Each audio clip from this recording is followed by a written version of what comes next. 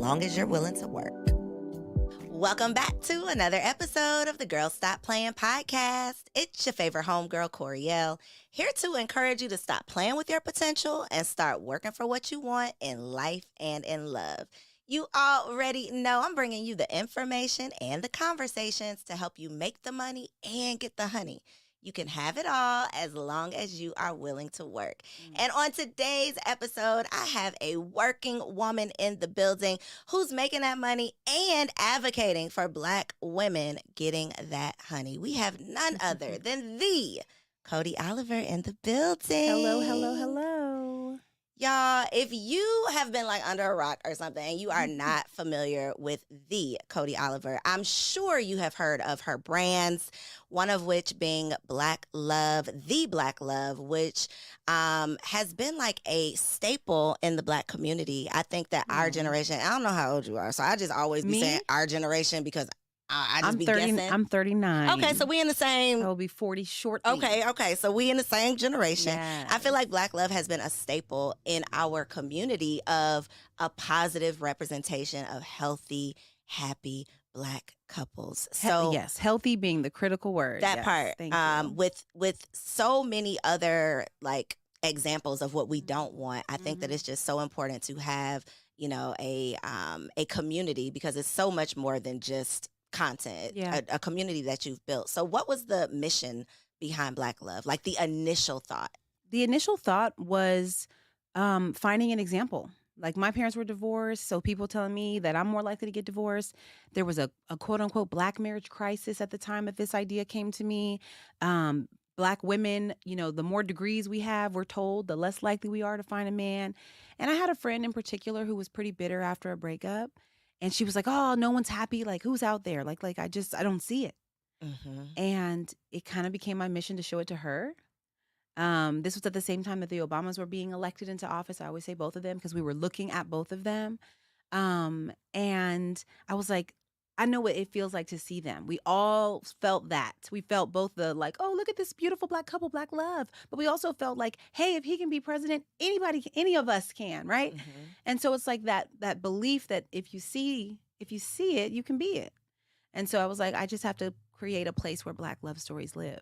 And what was your relationship status at the time? Single.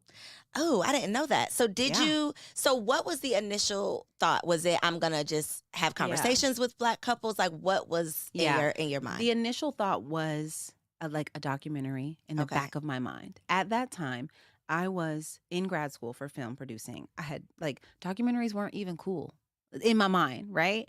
And so I was like, no, that's not it. And also, I don't know the first thing about making a documentary at that time. And so I decided to do a coffee table book. I was like, it's a coffee table book. And I also didn't know a lot of happily married couples. My parents were divorced. A lot of my aunts and uncles were. I had one aunt and uncle that were together. And so my cousin, I have a cousin who's raised in Chicago, and she was like, I know a bunch of happy Black couples, you know, because Chicago's the land of happy Black people, I guess.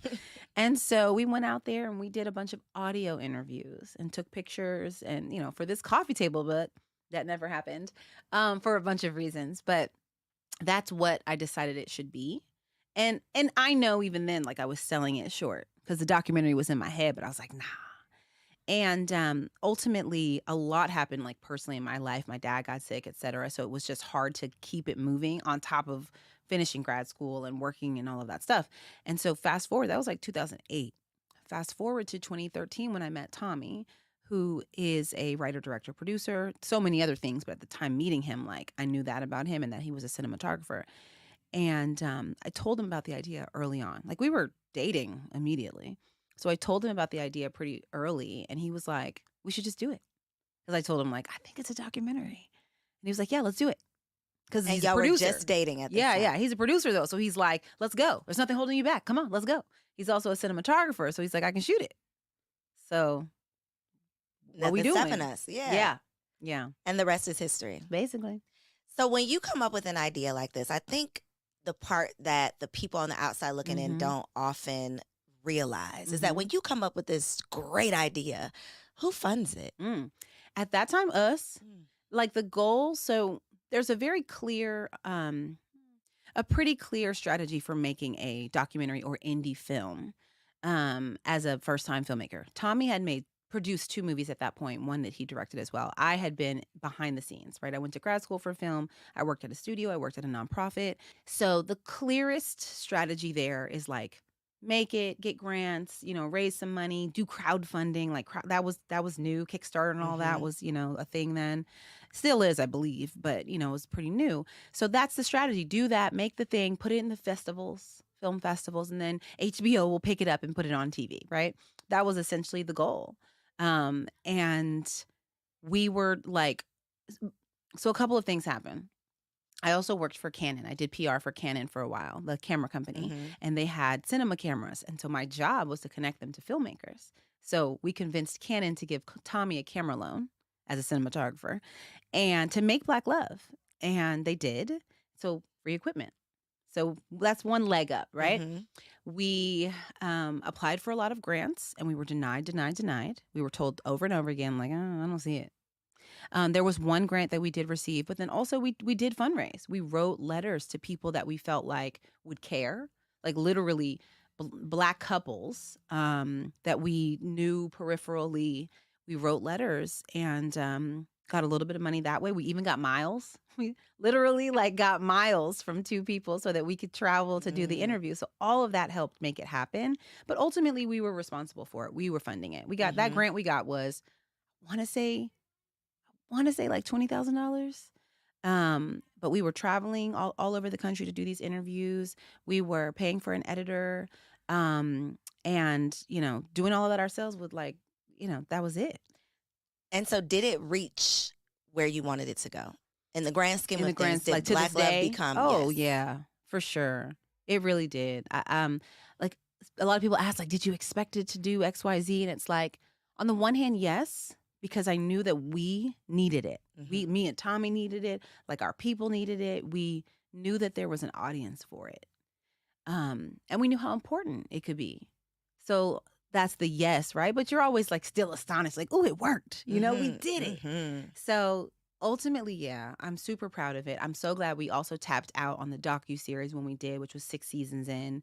But from the get-go, we knew we wanted it to be more than the docuseries and more than romantic love. We knew we wanted to talk about family and parenthood and friendship and self-love. And so we've done that since we launched the docuseries in 2017, and we launched the Black Love Summit and blacklove.com in 2018. So why is it over? Why did it end? Please. I needed to get on that couch. That was on my vision board. Fair. Me and my husband, we need to get on the couch. I would stalk and comment and all of the things. And I got onto a couch. You did. I did get onto a couch. So shout out to God because that manifestation did come about. But what happened? Should I be sad? Because I don't think you're sad about it being over. Well, okay, a couple of things. First of all, to be clear, Girl Stop Playing listeners, Coriel and her husband can be seen right now on Couch Conversations on the Black Love Plus app and Black Love's YouTube channel. Okay, thank you. And that was amazing and wonderful, and God, it was certainly manifested. But I've also been following you. Okay, leave the comments and the DMs because people like me and Coriel do read them. We do. So I, very familiar with you, and so I was very excited when our producer was like, Coriel applied. I'm like, what? Whatever she said in the interview, so crazy that's it. to me. She in. Let's go. I love it. So, that's very real. And so why did the docuseries end? Well, a couple of reasons. Number one, since the very beginning, Tommy and I have been doing these interviews, just the 2 of us. We wanted to create an intimate space for that conversation to be as vulnerable and transparent as possible with the couple. So it's the 2 of us and the 2 of them. And 2 cameras and nothing else, no one else. No PA, no sound tech, nothing. We did all of it. And that was very taxing on our time. I mean, every single interview, there was no oh, hey, I can't be there that day. Can you hire? No. So that was very taxing on our time and energy. And as we had 3 children over the course of Black Love, as my husband launched a TV and film production company, Confluential Films, and not just launching the company, he was a full-time producer, right? So he's producing movies and TV and stuff at the same time. He did 2 whole documentaries, which require shooting people, filming people all the time. So all that was happening, and I'm having to schedule, big celebs around my husband. Oh, well, he's not available that day. So, you know what I mean? It was just hard. It was hard. And, but we didn't want to compromise on that approach. We didn't want to suddenly say, all right, well, let's just have someone else We'll just do get it. somebody else. Yeah. So that was one of the reasons. The other reason was that we wanted to kind of quit while we were ahead. The reality is, like, we can't control people's relationships. We've interviewed over 200 couples, like probably 250 couples, and we've had less than 10 divorces. But people still wanted to like focus on that, and I didn't want it to become about that. And so I wanted us to quit while we were ahead and truly just leave it all on the field, you know? So did you ever? And I'm assuming the answer is yes, because we're artists, we're sensitive about our shit. This is a baby that you have birthed. Yes, then yes. What is it, a bittersweet moment, like making the decision that it's coming to an end?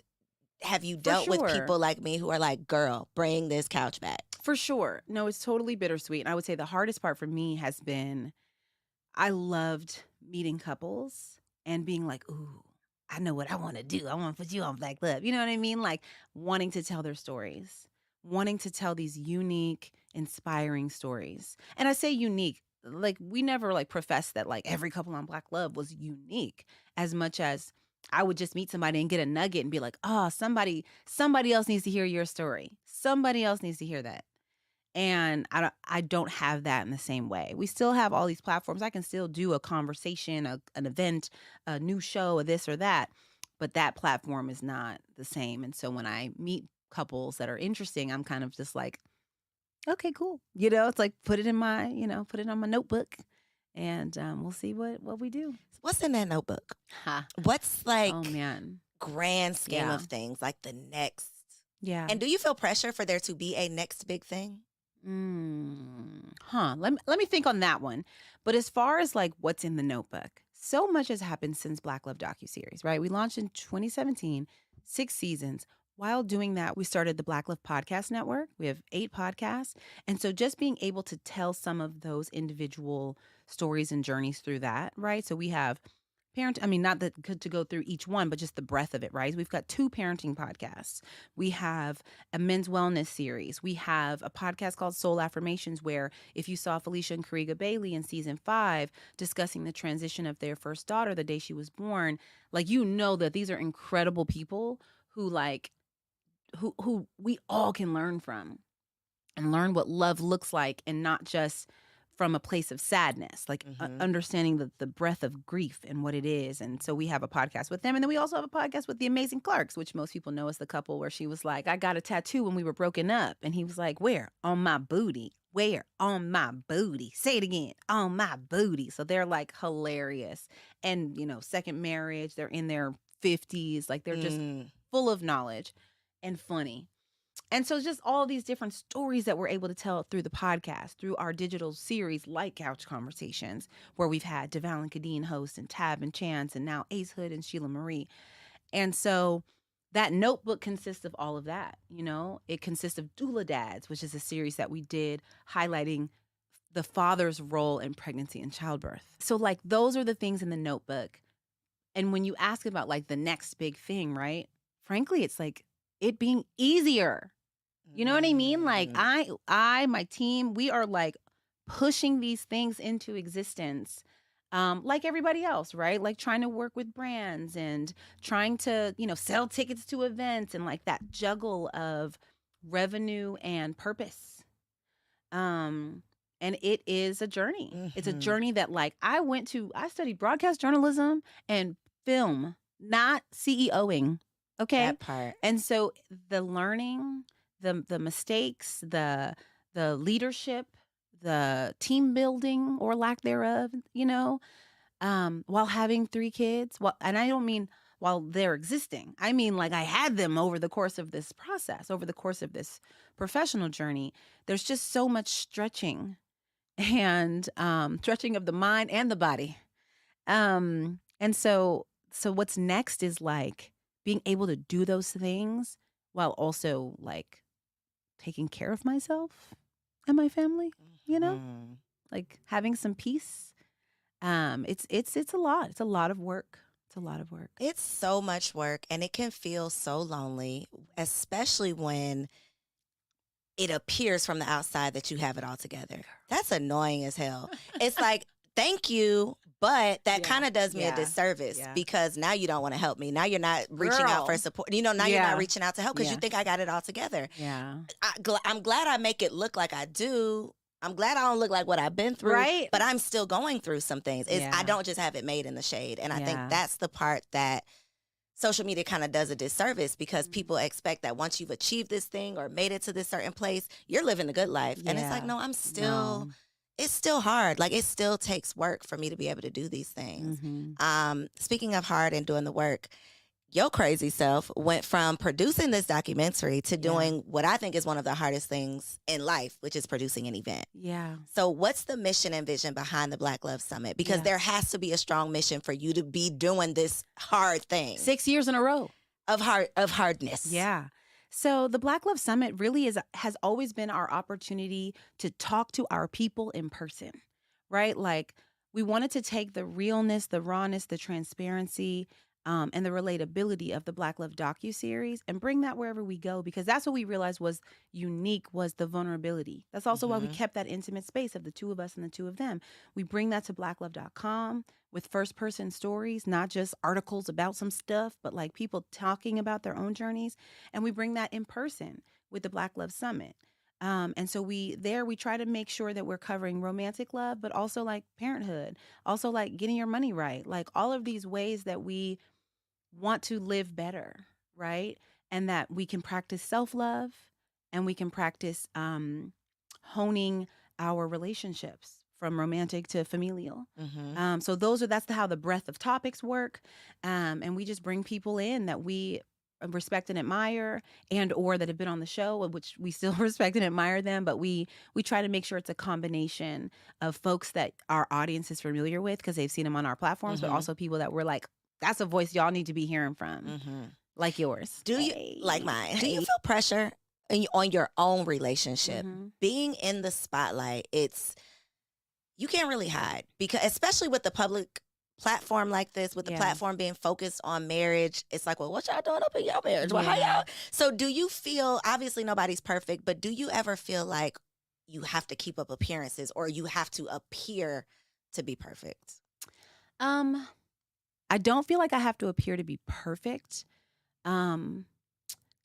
But I did have to reconcile what I wanted and expected from Tommy in this space and what I got, or rather who he is, right? Like, I had Black love in my soul before I met him. And then I met him and he was down for it, within a month. Like, I'm talking about, we probably talked about it 2 weeks after we met. And of course I knew he had other projects and things that he wanted to do, but there was a time that I was like, oh, this is going to be great. Like, we're just going to make this show and we're going to write books about it and we're going to be influencers, before influencer was even really a term. But I was like, well, this is the work that we're doing, and everything else is kind of on the side, right? And for him, his passion is making movies and TV and building a business, or businesses ultimately. And I had to really reconcile, like, I'm gonna be straight. I've probably never said this before. Like, why are we not showing up like Deval and Codie? You know what I mean? Like, at the time, right? Really reconcile that, like, what I wanted us to show up as, with what our actual goals are as individuals. And so that was probably, and still sometimes I think I'm much more used to it now, but that was actually the biggest challenge. It wasn't even being perfect. Maybe that was for a period, actually, because when we had children, we went through it. But yeah, I try to be very honest though and transparent about, like, the imperfections over here. Yeah, and none of us are perfect. Even, I think that it's one thing to, because I am very public about my love for my husband. Yeah. So much so, and I think a part of the reason is we will scream from the mountaintops when a man does us wrong. Yeah. But then when someone is doing right, like, I think we should give just as much attention to that. But nothing is perfect. And I think it's so important that we do have conversations that even if we look happy as hell, we're still working things out. Yeah. Throw in some babies in the mix. Girl. And even the happiest, healthiest couple is going to have some issues. Yeah. What do you think was the biggest lesson, or not even the biggest lesson learned? How do you think having children impacted your marriage? I mean, I think it was huge, but I have to like sort of explain the layers, right? So we met and moved in together in 3 months. Wow. We were engaged in 6. We were married a year, less than a year and a half after we met. And then we were pregnant 11 months later. So it's like within 2 years, we were living together, married and pregnant. Maybe 2.5, we actually like were parents, but like all of that happened. We were working together. All of that was happening. And in a sense, we were still getting to know each other. Mm-hmm. We knew what we knew to decide, let's get married. We have the same goals and we make each other happy. And like, we know what we want it to be in 10 years and 20 years and da-da-da-da-da. We know what the goal is, but like, we were still getting to know each other in a lot of ways. And then you have a child and now you're getting to know how that person acts without sleep. You know what I mean? Like The worst version of them. right. And you're learning what their gender role, understanding is. And again, none of that, ultimately, those individual things weren't problems. It was all of it. We actually had a really good, I would say, parenting approach because we both just wanted to be parents so bad that nothing was a problem, right? It was like the poop, the pee, the late nights, whatever, we gonna do it. But it was also the working together. It was all of those things that were happening at the same time. And then just like surviving that and then getting pregnant with twins. So kids shook things up though too, because for the nature reasons, I was the person physically going through all of this while we both are showing up at work every day. Right? So that made it a lot harder for me and I think created more of a disconnect too, because he's also a very no nonsense professional. And so for him, it's like the work still got to get done. Doesn't mean my husband's like cracking the whip, like you better go to work. It's not that, but it's kind of like, but this is what's needed. So we got to figure out how to get it done. And I can do this. You still got to do that, So it was the compounded everything that kids, I don't want to say made worse. What is the word? Like just had an impact on, And how far apart are these kids are 2 years apart. Okay, so you're crazy as well. Yeah. But I think it's going to work out for us. 3 under 3. At some point, things are going to turn around, right? And it's going to be a benefit that they're this close together. For sure. Yeah. I think so. And at times it is, but like for the most part, it was just a lot. All these little people, it's still a lot. Yeah. Because the twins are 4. Oof, how's 4?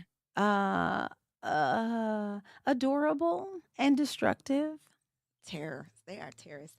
I wanted to ask about, where did I want to go? I wanted to talk about, you said you had an expectation of how you would show up in your coupledom. Yeah. Do you still have that expectation? Because I think for women who find ourselves in this space and the poor men who find themselves as our partners, they kind of get thrown into, and we had this conversation on the couch conversations of just the partners of the public person. Yeah. How is that dynamic now? Because I don't think it's going to change. It's not like you're going to go into the shadows and, like you're still very much.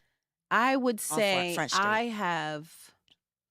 I have learned how to, I would just say that I've learned what his boundaries are. And I truly don't have a desire for him to show up any differently online or in public. I really don't. And I have a great time. I enjoy social media, or at least I try to, right? I think it's a fun place, or it can be a fun place.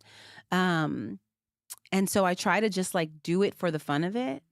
And I really, right now, I don't have a desire for him to change anything that he's doing. I will say we have a long-standing issue, I guess, that I was going to say people have picked up on. It's not like that deep where people are like, oh, I can tell that they're at odds here. No, but people comment on, which is that I am me and I am colorful and I like to dress up for occasions. And Tommy, is on his Steve Jobs, right? He's like, I'm going to wear this black t-shirt and these pants every day. And so so that is like a constant conversation and of acceptance versus, but could you just do a little different just today, just this once, and so that's probably way bigger of an issue to me than like social media in general. How do y'all handle that? Is it Girl, like I'm going to agree to disagree, I'm just going to be mad? Yeah. It's a work in progress 8 years into marriage. And we've known each other 10 years, but 8 years in, we probably got in our biggest fight over it this summer. Does he want to wear something that you want him to wear? Girl, it wasn't even that. It was just, it was an occasion that I felt was an automatic. You're not going to wear your usual flip-flops, shorts, and a t-shirt. And he did. Meanwhile, I'm standing here in like a Alice and Olivia blazer dress and some hot pink heels, getting my makeup done and hearing the flip-flops across the floor. Did he change? No. So this is the part of marriage that I think we need to put a pin in, because the picking of your battles, having to choose your words wisely, having to, y'all still left the house and went somewhere and you still had to. Girl, did I? Yes, I did. How do you hold in those moments? Because that is one example, but if we're being honest, these are like, I don't want to say daily, but these are things. And it's every day there's a decision to be made that y'all might not agree on. And at some point, y'all are both grown as hell and you're not going to tell me what to do. Yeah. And I'm sure you're like that on some topics, right? This is what it is. You're going to have to figure it out. Right. What goes through your mind in those moments? And this is a personal question from a new wife to from a new wife to an OG wife. Like, how do you talk yourself off the ledge? You're me when we were interviewing couples for Black Love. Because we would sit down and we'd be like, we've been married a year and these are my questions. Yeah, help me. How do I, like I said, it's still a work in progress 8 years in. Okay. I think for me, I have found it's best. And it comes down to personalities too. Cause what I'm about to say may not even work. It's best for me to articulate my issue. Have compassion and grace, like for his feelings or stance or position in this case. But make sure I get it out. Cause if I hold it in, that's when I like really will explode. And just do my best to like figure out what the net is. I truly thought this last time that he was going to acquiesce. I really did. Like when I did get upset about it. And instead it became a conversation around like this is me, this is who I am. Like, why would you want to change that? And I'm like, but I'm just asking, for a little. But that's how deep it was for him, right? It's like, I'm trying to like change who he is. And it's like, while I greatly disagree and feel like a person should be able to like make a small adjustment, I understand where he's coming from is a completely different place than this is a small adjustment. And so it's like understanding, or trying to understand where the other person is coming from and how much can you impact that thing, or is this just going to be a lifelong fight? And is that what you want? So is it going to be a lifelong fight? What you going to do? You just decided you just going to... I am doing my best to not care. Okay. To like accept that this is what it is. And I guess now that we're getting into it, because this is the other part of it. This is a recent thing with Hailey Bieber and Justin Bieber. Yeah. And I've seen the comments about them and I've seen some comments about us where people will say, I just love how he always does him. And she like lets him do that and appreciates him. And it's just funny. People are assuming the other side of it. But I get the like respecting someone who does them all the time. Right. Without knowing the nuance of like his wife is pissed or not, right? Some are not. And so that part is interesting to me. But ultimately I'm just doing like, I really am trying to just let it go. I am really trying to just let it go. I wish you well with that. Thank you. It was You'll see now. Whoever's we gonna be watching. Like, is definitely gonna be looking and be like, "Oh, she did not win that one. Yeah, she did not win that one." I think that's a man thing, though. Honestly, majority, and it's not an all man, but because my husband don't be going either. But we've gotten to the place where it's like, let's just argue about it today because in 10 days when it's time for you to put that on, I don't want to argue on the day of. That part. Let's argue today. So yes, those are the adjustments we make. Yeah. We just, Lord, I'm telling all the tea, but look, Tommy, don't be mad. This is real. No, we need help us, Tommy. We need help. We just went to a wedding that was a black tie wedding and they were serious. They had a mood board. They had black tie, all black. And, if you don't, follow the rules, like, we're not gonna let you in. Now, I didn't see them turn anybody away, but I definitely was like, Tommy. No, this is what he said when I first told him. He was like, they know me. No, ma'am. I was like, babe, come on, That's man. next level right there. It's their wedding. Like, can we just? Yeah, no. He's serious. Like, can you just try? Like, I can help. Can you need me to help? And he was like, no, I got it. And I mean, a couple of days out, I was like, so what are you wearing? And he was like, I haven't decided yet. And that was my, like, let's argue about it now. But he didn't even want to talk about, like, he was giving me nothing. He was like, I haven't decided. I was like, you haven't decided, like, whether you're going to have something tailored or, like, or what? And he was like, I'm going to pick something that's up there. I'm like, you ain't got no black tie in this closet. Anyway, ultimately, he made it work. He did his thing. It was like a black shoe, black jeans. He didn't get kicked out, though. And a tuxedo jacket situation. And he looked amazing. Okay. He did not get kicked out. I was still a little like this when we were in the car. But he was cute. Okay. He was cute. He tried. He did his version. And that's my things. Like, I appreciate his version. But sometimes give me something. Sometimes his version is not trying. Mm-hmm. And I'm like, bruh. But I can't even say, like, oh, he did that for me. I don't know why he did it ultimately. That's the other thing. I kind of have to just let him do it and not make too much of a fuss other than, you look great. And just, like, let that be that. But yeah, so, I never know what I'm going to get. And I've already told him, though, because the thing we fought over this summer, I was just like, next time, I'm just like, know that when we get on a red carpet and I step away from you, this is why. And he's okay with it. Dang. Yeah. Don't get no ideas. I don't want my husband to get no ideas. I need you got to conform, please. You got to conform. So over the years, this is my last question, but I have to ask you because I feel like you are just like a resource. Because to have sat in, if I could just be a fly on the wall for the unedited versions of the conversations that you've been a witness to, priceless. One of the questions that I always ask anytime I have happily married couples sitting down, like, what is that thing? Like, can you describe it? One of the common denominators is always, we were friends. Like, we like each other. Yeah. At the end, forget all of this other stuff. At the end of the day, we like each other. Yeah. What are like 2 or 3 common denominators, I guess, or conclusions that you could come to after all of those conversations for a couple watching this? Like, what are some takeaways that you can share just based on the conversations with the happy couples that you talk to? Okay. So the main thing, to be perfectly honest with you, is what we call the commitment to being committed.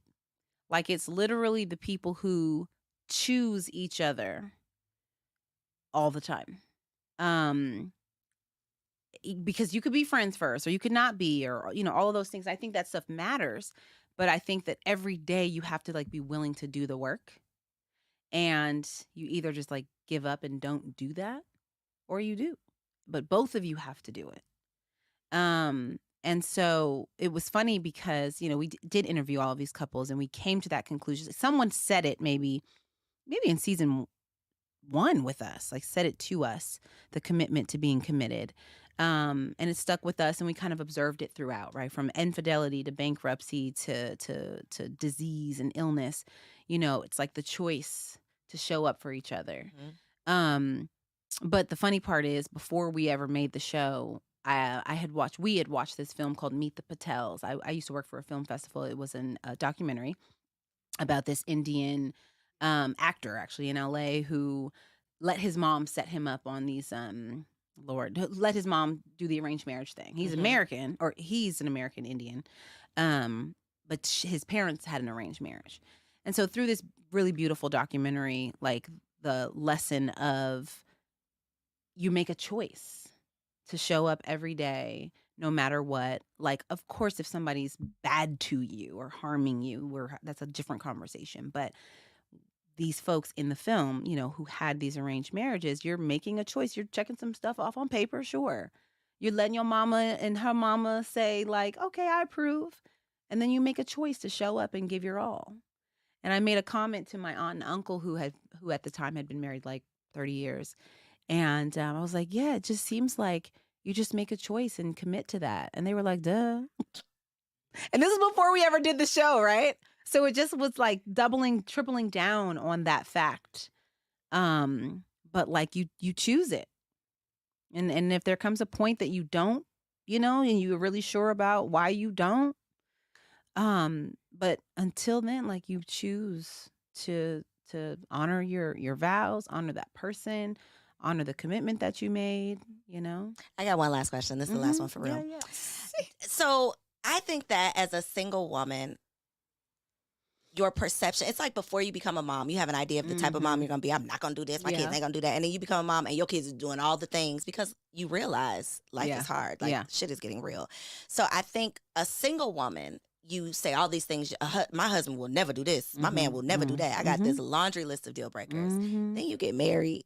And not that you start settling, but you just realize the reality of things is different than the fantasy of things. Yeah. So having heard over 250 plus couples, your personal deal breakers, like did your personal beliefs about what you could handle, what you're willing to tolerate, did any of those things change based on the couples that you heard from?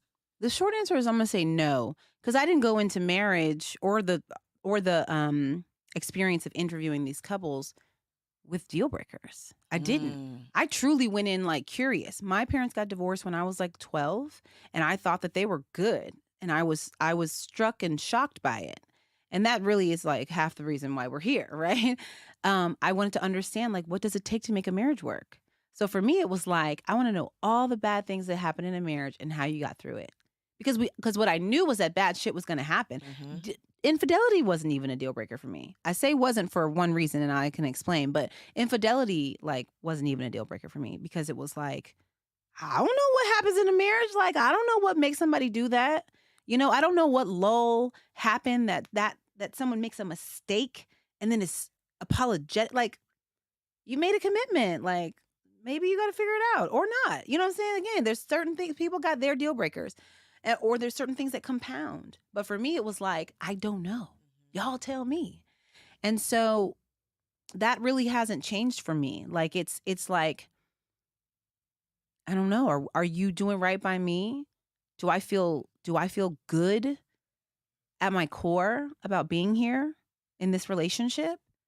If you do me wrong, do I feel like I can understand where you're coming from? Not like I understand why you hurt me. I understand why you made a choice as a human. And I understand that you recognize you hurt me and you're willing to work on that. You know what I mean? We talked to Erica and Warren Campbell, who shared, their infidelity before I think they had actually shared it publicly. And learning how they worked through it, learning how they were both he was able to just take whatever she gave him in terms of anger or questions that she had. And they both, and she was able to own, there's a lot of ways I pushed you away. That doesn't mean that anybody's saying it's okay for you to, it just means that they're recognizing the humanity in one another. And so that to me is like what matters most, is like recognizing the humanity in each other and can I stay? I swear there was a part 2. Oh, infidelity. Yes. Oh, I was coming back around to it. We was going to circle back. Don't worry. Infidelity is a deal breaker for Tommy. Is it? It is. What about you? It was never for me. But because it's a deal breaker for him, I feel like if he wants to cheat, then that means he out. You know what I mean? He knows this. I've said this to him because I'm like, that was not a deal breaker for me. I recognize like shit happens and I don't know what that shit is because I've never been married before now. But that's a deal breaker for him. So I'm like, if he ever did it, that means he's in a dark place. Yeah, that means it's We're in a dark basically place. over. Yeah, it's basically. Yeah, so that's funny because I feel the same way and I feel some type of way for feeling that way because I don't want to give you a green light. Let me look you in your eyes. I don't want to give you like a permission slip, green light to go do something, but I am a very logical person. Right, exactly. And this is a long life that we have to live. And I think I would just be irrational to just not be able to even imagine that this is a possibility. It's a possibility. Yeah, so, exactly. And again, that's one of those things that it's so easy to say what you will and will not do until life comes at you fast. Yeah. Yeah. So that's the whole point of having platforms like this, having conversations. I appreciate you being real. I appreciate your Hi. willingness to put your life, because in creating what you've created, you've literally put yourself out there, like, for the world. And the world's not always so nice. No. They're not always so gentle. And so I just want to give you your flowers for being willing to invest yourself, your time, your life. You've literally dedicated your life to the celebration of Black love, and not many people are willing to do that. So thank you. Thank you. It is much needed. If you've ever felt like your work was done in vain, please know that there are literal couples that are looking to your content for inspiration, for encouragement to keep on going. So look into the camera, let the people know Black Love Summit, they need to be there. They need to Yes. download the app. Anything else they need to know? How can they support you if they ain't following you? Like, girl, stop Sorry playing. for them. Right, Sorry stop for them. playing. Follow us at Black Love. Please make sure you're listening to the Black Love Podcast Network. You can even follow Black Love Podcast Network on Instagram and TikTok. And engage. Tell us what you want more of. Like, let us know. We're listening. We are checking the DMs and the comments. So, thank y'all. Yes, make sure y'all come check us out here, because I will be Yes. in the building at the Black Love Summit. Thank y'all so much for tuning in. Make sure you comment below and let me know something that you took away from this conversation. Share this episode with a friend. If you are not subscribed, girl, stop playing. I'll see you on the next episode. If you enjoyed that episode, make sure you subscribe to the channel so you don't miss out on any upcoming content. And take it a step further and go ahead and join our private community over on Patreon, because it comes with some pretty bomb perks, including early and discounted access to our upcoming events, behind the scene exclusives with some of your favorite guests, the opportunity to call in on an upcoming show, the chance to vote on topics and guests for brand new shows, and I'm even giving you unlimited access to my vault of business classes, where I'm teaching you everything from Airbnb to developing digital products and everything in between. And you can get access to our Patreon for as little as $5 a month, okay? Get in where you fit in, and I'll see you on the